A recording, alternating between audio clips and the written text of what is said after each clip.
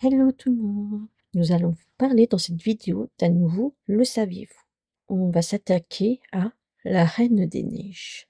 La Reine des Neiges raconte l'histoire de l'optimiste et intrépide Anna, partie en voyage aux côtés de Christophe le montagnard, de Sven, le fidèle reine de Christophe, et d'un bonhomme de neige nommé Olaf, afin de retrouver sa sœur Elsa. Elsa s'est auto-exilée à cause de ses pouvoirs glaciaux et qui ont accidentellement plongé le royaume d'Arendelle dans un hiver éternel. Pour développer un peu, en juillet, le royaume d'Arendelle, 3 ans après la mort de ses parents, la princesse Elsa est en âge de succéder à son père. Lorsqu'Anna lui annonce son intention d'épouser le prince Hans des îles du Sud, elle refuse de lui donner son consentement. Face à l'entêtement d'Anna, la colère d'Elsa lui fait révéler son grand secret. Elle possède le puissant pouvoir de contrôler la neige et la glace, avec lequel elle plonge involontairement et à son insu tout le royaume dans un hiver éternel alors qu'elle s'enfuit dans les montagnes. Anna se lance dans un incroyable périple pour retrouver Elsa et l'avertir afin qu'elle averse le processus. En chemin, Anna rencontre le montagnard expérimenté Christophe et son fidèle reine Sven. Puis, un drôle de bonhomme de neige nommé Olaf. Ensemble, ils doivent braver les conditions extrêmes des sommets escarpés et glacés et affronter la magie qui les guette à chaque pas. Quelques informations autour de la création de ce Disney. La Reine des Neiges, Frozen dans la version originale, est le 128e long métrage d'animation et le 53e classique d'animation des studios Disney. Il est sorti en 2013 et a été réalisé par Chris Buck et Jennifer Lee. Ce Disney est librement inspiré du conte homonyme de Hans Christian Andersen, publié en 1844. Après plusieurs années de réflexion et de tentatives d'adaptation, abandonnées bien sûr, le film est définitivement mis en production en 2011 sur un scénario de Jennifer Lee qui co-réalise le film avec Chris Buck. Idina Menzel, Kristen Bell, Jonathan Groff, Josh Gad et Santiano Fontana prêtent leur voix aux personnages principaux dans la version originale, je parle. Le film reçoit un accueil critique très positif et connaît un grand succès. Certains critiques considèrent La Reine des Neiges comme le meilleur film d'animation musicale depuis l'ère de la Renaissance Disney. Il devient le plus grand succès au box-office mondial pour un film d'animation, en dépassant le milliard de dollars de recettes. Les musiques. La musique est composée par Christopher Beck et les chansons par Kristen Anderson Lopez et Robert Lopez. On retrouve les titres comme Je voudrais un bonheur de neige, Le renouveau, L'amour est un cadeau en été, et bien entendu Libéré, délivré, Je voudrais un bonhomme de neige ou Do You Want to Build a Snowman en version originale est une chanson chantée par la princesse Anna au début du film et représente son enfance séparée de sa sœur. Pour être guérie de la blessure causée par les pouvoirs de sa sœur aînée, Elsa, les souvenirs de la jeune Anna ont dû être modifiés par un troll magique. En effet, elle a oublié l'existence du don de sa sœur et ne comprend pas pourquoi Elsa est mise à l'écart. Elle vit donc dans la solitude car les portes du château ont été fermées. Le personnel réduit pour cacher ce pouvoir au royaume. Sa tristesse est d'autant plus marquée lors de la mort du roi et de la reine. Elsa devra alors être couronnée à sa majorité, événement où ses pouvoirs, dont on observe l'évolution lors de la séquence de la chanson, risquent d'être dévoilés au royaume d'Arendelle. La chanson a été retirée du film à un certain moment du montage, de peur qu'elle ne rende l'acte d'introduction trop lourd. Cependant, elle a été réintroduite, l'équipe Disney l'avait fortement appréciée. Après la sortie du film, un fan mit en ligne une vidéo montrant comment une reprise de la chanson aurait pu marcher à la fin du film lorsque Elsa voit sa sœur en statue de glace. En janvier 2014, après avoir vu cette vidéo, Kristen Anderson Lopez a expliqué qu'ils avaient projeté de réaliser une reprise. Mais cela ne s'est pas fait car il aurait été dérangeant de casser l'action de fin de film. Le renouveau, ou The First Time in Forever, est chanté dans le Disney par Anna. Il existe une seconde version avec les voix des deux personnages se répandant. La première version est chantée lors de l'ouverture des portes du château du royaume d'Arendelle pour le couronnement de la reine Elsa. Anna restait seule pendant une grande partie de son enfance et impatiente de rentrer en contact avec le monde extérieur et rêve de rencontrer le grand amour. Pendant ce temps, Elsa est angoissée à l'idée de révéler accidentellement ses pouvoirs devenus puissants et difficilement maîtrisables. La chanson est interprétée une seconde fois avec des paroles différentes. Anna retrouve sa sœur qui s'est retirée dans la montagne du Nord et essaie de la faire revenir au royaume pour y faire revenir l'été. Mais celle-ci ne se sent pas capable et lui demande de la laisser seule. Alors qu'Elsa lutte et tente de contenir ses pouvoirs, elle gèle par accident le cœur de sa sœur Anna, alors qu'il prend la fuite en compagnie de Kristoff, Olaf et Sven. Une autre chanson nommée Life's Too Short, La vie est trop courte, était prévue à la place de la reprise. La prémisse étant que la vie est trop courte pour être passée avec des personnes qui ne vous comprennent pas et qui vous considèrent comme une sorcière. L'amour est un cadeau ou Love is an Open Door est un duo amoureux entre la princesse Anna d'Arendelle et le prince Hans des îles du Sud. Alors que le bal du couronnement a commencé, Anna et Elsa se parlent à nouveau et retrouvent peu à peu leur complicité d'autrefois. Mais cette dernière explique qu'elles ne pourront renouer leur relation d'enfance. Sur ce, Anna s'éloigne effondrée. Arrive alors le prince Hans qu'elle a rencontré plus tôt. Ils partent se promener et s'avouent leurs sentiments. Aveuglée, Anna voit Hans comme son double masculin et la chanson se termine par la demande en mariage du prince. C'est ce qui causera par la suite la découverte des pouvoirs de la reine Elsa. On apprend à la fin qu'il s'agissait d'une ruse de Hans qui voulait accéder au trône par le mariage. En été, Who in Summer est une ballade comique, ironique, chantée par Olaf, le bonhomme de neige. Anna, Kristoff et Sven sont en route vers la montagne du Nord pour trouver Elsa. Ils rencontrent en chemin un drôle de bonhomme de neige nommé Olaf et qui s'avère être créé par Elsa, à l'image de celui fabriqué dans leur enfance. En plus d'être vivant, il rêve de découvrir la chaleur, l'été et le beau temps sans savoir les conséquences que cela entraînerait. Lorsqu'il apprend qu'Anna recherche sa sœur pour faire revenir sa saison préférée, il est prêt à tout pour l'aider. Attention, libéré, délivré ou let it go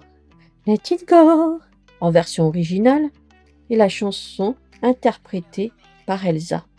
La reine Elsa d'Arendelle, ne parvenant pas à maîtriser ses pouvoirs, fuit son royaume après l'avoir plongé, sans le savoir, dans un hiver éternel. Tous ces sujets la considèrent comme une sorcière maléfique, à l'exception de sa sœur Anna, qui part à sa recherche. En arrivant à la montagne du Nord, Elsa libère ses pouvoirs et découvre véritablement ce dont elle est capable en construisant un gigantesque palais de glace. C'est lors de cette séquence qu'elle crée Olaf sans se rendre compte que ce bonhomme de neige, à l'image de celui qu'elle avait fabriqué pour sa sœur lors de son enfance, va prendre vie.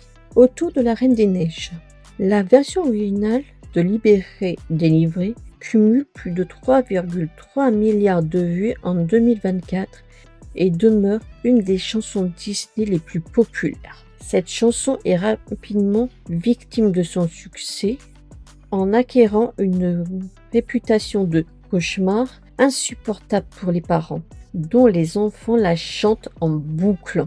L'effet est tel que l'interprète française Anaïs Delva ainsi que la réalisatrice Jennifer Lee présentent avec humour leurs excuses aux parents peu après la sortie du film.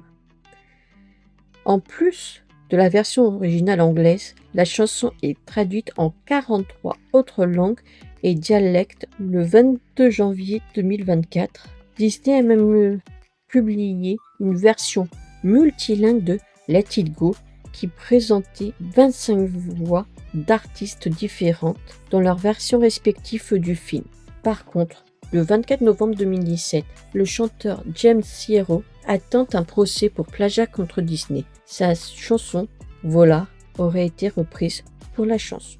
Pour la première fois chez Disney, c'est une femme qui co-réalise La Reine des Neiges. Elle a géré toute la partie du développement de l'histoire et le casting. Elle a laissé la partie animation à Chris Buck. C'est Danny Boone qui prête sa voix à Olaf pour les 2 Reines des Neiges. C'est le seul qui est au générique des 2 Disney, La Reine des Neiges et La Reine des Neiges 2. Le projet de La Reine des Neiges date depuis longtemps pour les studios Disney. Au tout départ, le titre initial devait être The Snow Queen en version originale, comme le conte d'Andersen. Mais au dernier moment, le titre a été changé pour Frozen, soit Gelée en français. Cependant, le titre français, quant à lui, est resté le même. On peut supposer qu'il y a un clin d'œil à Hans Christian Andersen dans le nom de certains personnages. Le prince Hans a ainsi le prénom de l'écrivain. Christophe est un prénom dérivé du second prénom du romancier. Anna et Sven, quant à eux, ont les 2 premières lettres et les 3 dernières lettres du nom de famille du romancier. Oui, pour Anna et Sven, c'est un peu tiré par les cheveux.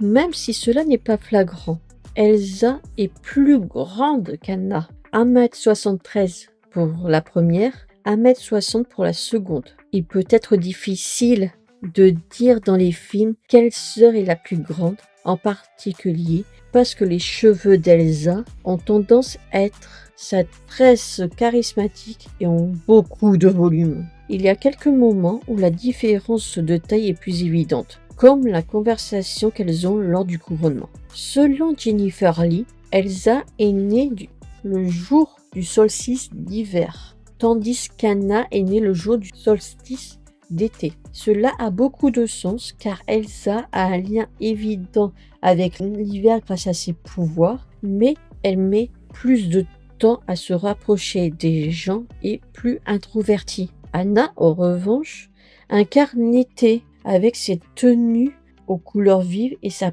personnalité chaleureuse et pétillante. Le fait d'être si différentes l'une de l'autre contribue à équilibrer les filles. La nature extravertie d'Anna soutenant la nature introvertie d'Elsa et l'équilibre d'Elsa permettant à Anna de garder les pieds sur terre. Chez Disney, les 2 sœurs sont adultes dès le début. L'âge d'Elsa est un point important de l'intrigue dans le premier film, car elle doit avoir 21 ans avant de pouvoir devenir reine. Cependant, contrairement à la majorité des princesses, sa sœur Anna est également une adulte, bien qu'elle ait 18 ans. Les sœurs royales rompent avec la tradition Disney qui consiste à centrer leur histoire sur des adolescentes comme Jasmine, Mulan et Aurore. D'accord, je vous avoue, au début du film, on les voit enfants, mais on peut dire que les 3/4 du film de La Reine des Neiges, les 2 sœurs sont adultes. C'est dans ce sens-là que je le dis, ce point-là. Parlons de quelques faux raccords.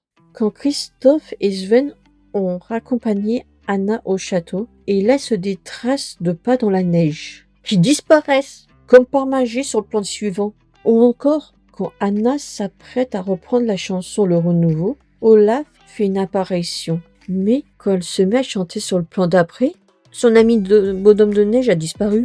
Dans la vidéo de la chanson Let It Go, libéré, délivré, on voit que la tresse d'Elsa passe littéralement dans les peaux de celle-ci.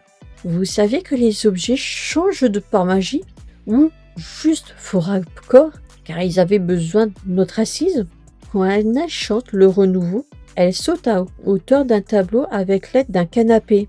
Petit souci, sur le plan juste avant, ce même canapé n'était pas là. Et c'est un banc qui se trouvait à cette place, à cet endroit, à ce moment-là. Dans tous les Disney, il y a des Mickey cachés. Dans tous, hein. Mais il y en a certains qui sont plus ou moins cachés. Dans la Reine des Neiges, il y a une nouveauté. Il faut chercher des Olaf cachés durant le titre en été, comme celui-ci, ou encore celui-là. Quoi? Vous ne l'avez pas vu? Regardez dans le verre. Juste là, vous le voyez, j'espère. Dans le film, Christophe dit à Anna que tous les hommes mangent leur crotte de nez. À la fin du générique, Disney a tenu à mettre une note humoristique. L'opinion exprimée par Christophe, selon laquelle tous les hommes mangent leur propre crotte de nez, n'engage que lui et ne représente pas nécessairement le point de vue de la Walt Disney Company ou des réalisateurs. Morale principale de la Reine des Neiges est universelle, compréhensible par tous et reste fidèle aux valeurs Disney. L'amour vainc tout, y compris la peur. La peur immobilise, empêche d'avancer. Une autre théorie développée serait qu'Anna n'est pas de pouvoir afin de représenter les femmes fortes. Pour cause, si Elsa est pourvue d'une personnalité indépendante et se révèle très puissante grâce à ses dons cryogéniques, Anna parvient toujours à régler les problèmes de son royaume grâce à sa seule détermination. Dernière petite chose, une théorie jamais validée où, à demi-mot, les parents d'Elsa et Anna partaient pour le voyage de réponse et de Flynn lorsqu'ils ont disparu. Lors de leur disparition, ils se sont retrouvés sur une île. Leur mère, la mère d'Elsa et Anna bien sûr, a accouché d'un petit garçon qui serait Tarzan. Le bateau aperçu dans La Petite Sirène serait le bateau des parents d'Elsa et Anna. Lors d'une chanson d'Anna au début du Disney, pour le couronnement d'Elsa, on voit Réponse et Flynn. Un lien de parenté? À voir. J'espère que cela vous a plu. N'hésitez pas à me dire en commentaire et à me faire des propositions pour une prochaine chronique du même genre. Et n'oubliez pas de vous abonner, de mettre la cloche des notifications pour être prévenu de mes prochaines vidéos et d'un pouce bleu pour me soutenir. Et sur ce, je vous aime.